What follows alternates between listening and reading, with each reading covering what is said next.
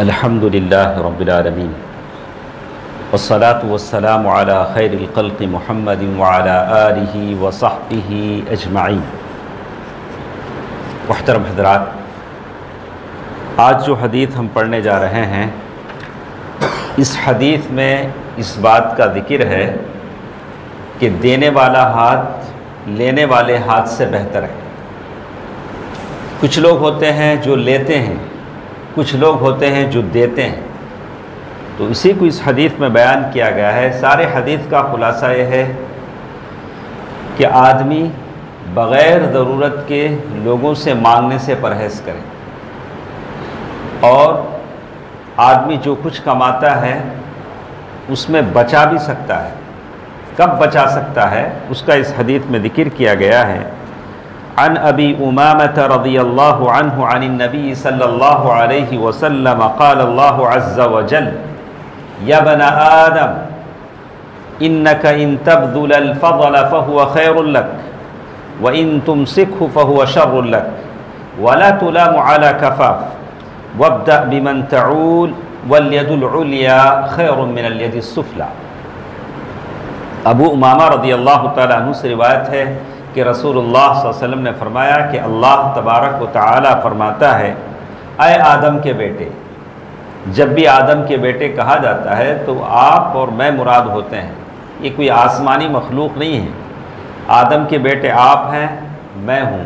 اللہ تعالیٰ کہتے ہیں، اے آدم کے بیٹے، اگر تو اپنی ضرورت سے زائد چیزیں خرچ کرے گا تو یہ تیرے لیے بہتر ہے۔ حدیث کے الفاظ کیا ہیں؟ ان تبذل الفضل فهو خیر لک۔ فضل کسے کہتے ہیں؟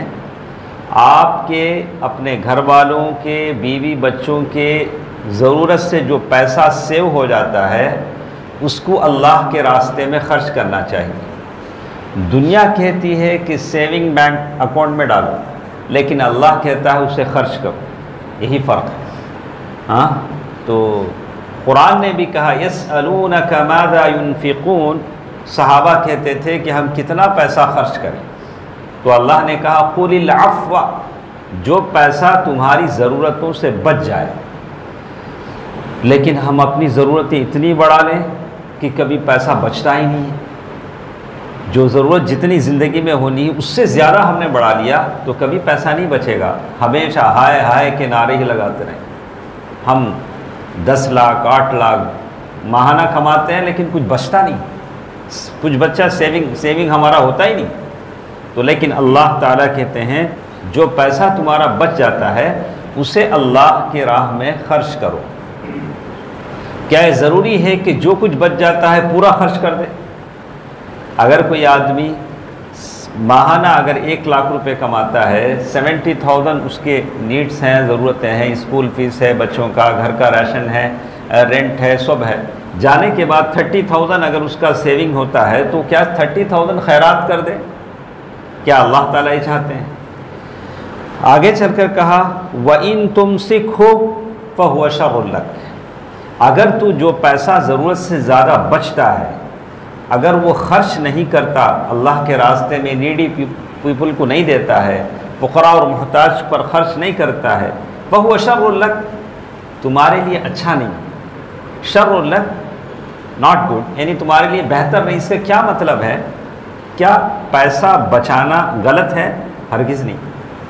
اگر آپ اس پیسے میں سے زکوٰۃ دے دیتے ہیں تو آپ کا پیسہ کنز نہیں ہے، آپ اپنے ضرورت سے زیادہ پیسہ بچا سکتے ہیں۔ کس کے لیے بچا سکتے ہیں؟ اپنے بیوی بچوں کے لیے، کہ بیوی بچوں کے کام آئے، بچوں کے فیوچر کے لیے کام آئے۔ کب؟ جب آپ زکوٰۃ دے دیتے ہو، چاہے وہ نفلی زکوٰۃ ہو اور واجبی زکوٰۃ ہو۔ زکوٰۃ 2 ٹائپ کا ہے، ایک واجبی زکوٰۃ ہے اور ایک نفلی صدقہ ہے جو آپ دیتے ہیں۔ اس کے بعد اگر کوئی پیسہ بچ جاتا ہے تو آپ اسے سیونگ میں رکھ سکتے ہیں، لیکن زکوٰۃ دینے کے بعد۔ اچھا، سیونگ میں جب رکھیں گے تو کیا یہ رکھنا غلط ہے؟ غلط نہیں ہے، اس پیسے پر حساب و کتاب ہوگا۔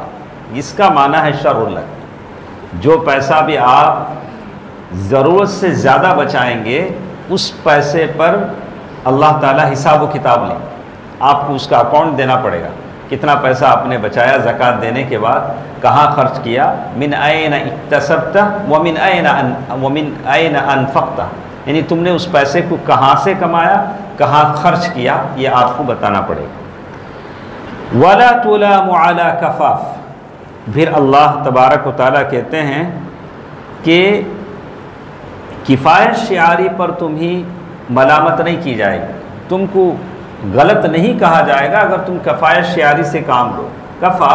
کفاف کے معنی ہیں دیکھ سمجھ کے خرچ کرنا، یعنی آدمی اللہ کے راستے میں دیتا بھی ہے تو لمیٹڈ، یعنی پورا مال نہیں دیتا، تھوڑا بہت مال سیو کر کے رکھتا ہے، اس پر تم کو کوئی برا نہیں کہے گا کہ تم غلط کرتے ہو۔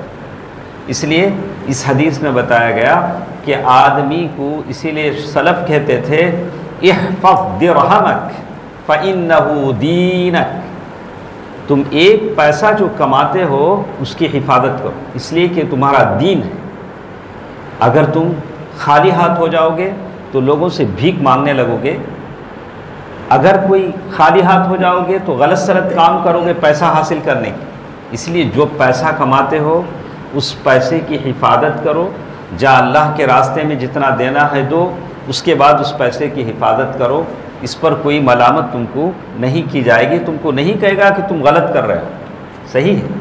اس کے بعد اس حدیث میں کہا گیا وَابْدَأْ بِمَنْ تَعُولُ، وَابْدَأْ بِمَنْ تَعُولُ، پیسہ جب خرچ کر رہے ہو تو پہلے کسے دینا، اس کو بھی یہاں بتایا گیا کہ خرچ کرنے میں تمہارے انڈر میں جو لوگ ہیں پہلے وہاں سے شروع کرو۔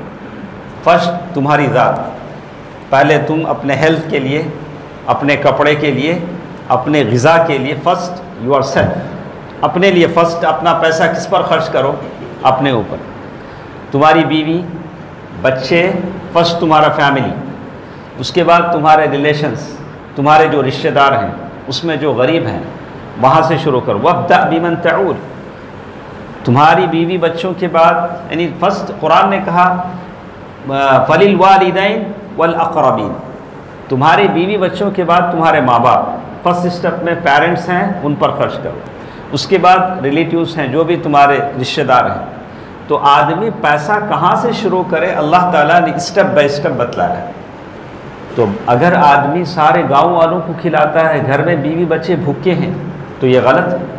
بہت سارے لوگ نام کمانے کے لیے گھر میں خرچ کریں گے تو نام نہیں آئے گا، رشتہ داروں کو دیں گے تو فیمس نہیں ہوں گے، کیا کرتے ہیں سارے گاؤں گلی کو کھلاتے ہیں، رشتہ دار ناراض، ارے ہم نہ کیا بیچ دیتے، نہیں کہاں دیتے، محلے میں دیتے، گاؤں میں دیتے، گاؤں والے سب خوش، لیکن رشتہ دار ناراض۔ کہا کہ نہیں، پہلے اپنے لوگ وَابْدَأْ بِمَنْ تَعُولُ، تمہارے انڈر میں جو لوگ ہیں، تمہارے رشتہ دار جو ہیں، ان کو پہلے تم پیسہ خرچ کرنا ضروری ہے۔ پھر حدیث کے الفاظ یہ ہیں وَالْيَدُ الْعُلْيَا خَيْرٌ مِّنَ الْيَدِ السُّفْلَىٰ، الْيَدُ الْعُلْيَا الْيَدُ الْمُنْفِقَةُ الْمُنْفِقَةُ لِلْمَالِ، خرچ کرنے والا ہاتھ لینے والے ہاتھ سے بہتر ہے۔ آدمی ہمیشہ دینے والا بنے۔ میرے نبی صلی اللہ علیہ وسلم نے بہت دیا، اتنا دیا کہ فخر و فاخر کا ڈر نہیں ہوتا تھا۔ لوگ کہتے تھے کہ محمد اتنا دیتے ہیں، آدمی کو غریب ہونے کا ڈر نہیں ہوتا۔ اللہ کے نبی صلی اللہ علیہ وسلم نے بہت دیا، اس کا یہ مطلب نہیں تھا کہ نبی کے پاس بہت پیسہ تھا۔ اللہ کے نبی صلی اللہ علیہ وسلم جب انتقال ہوئے، اس دن آپ کی زرہ، آئرن کا جو ڈریس ہوتا ہے جنگ میں جو پہنتے ہیں، 75 کلو جو کے بدلے میں یہودی کے پاس گروی رکھا ہوا تھا۔ اور جس دن آپ کا انتقال ہوا، ام المؤمنین کہتی ہیں کہ چراغ جلانے کے لیے گھر میں چربی نہیں تھی، لیکن اللہ کے نبی نے پھر بھی دیا۔ تو وَابْدَأْ بِمَنْ تَعُولُ۔ تو آخر میں ایک بات کہوں گا کہ آپ یہاں نماز پڑھتے ہیں، ہاں یہاں دیکھتے ہیں کہ یہاں مدرسہ چلتا ہے اور یہاں اتنے سارے خیر کے کام ہوتے ہیں، تو سب سے پہلے کہاں دینا؟ جس چیز کو آپ اپنے آنکھوں سے دیکھتے ہیں وہاں اپنا پیسہ خرچ کرنا۔ آدمی یہاں رہتا ہے اور پھر آدمی کہاں دیتا، کہاں سے کہیں دوسرے جگہ سے آتا تو وہاں خرچ کرتا، تو نہیں۔ وَابْدَأْ بِمَنْ تَعُولُ، آپ اپنے گھر والوں پر خرچ کیجئے، جو خیر اپنے آنکھوں سے دیکھتے ہیں، آپ کو کانفیڈنس ہے، شیور، آپ دیکھتے ہیں کہ یہ کام صحیح ہے، تو وہاں آپ اپنا پیسہ خرچ کیجئے. یہی اس حدیث کا خلاصہ ہے. اللہ تعالیٰ مجھے اور آپ کو خیر کرنے کی توفیق دے. آمین. والسلام علیکم ورحمۃ اللہ وبرکاتہ.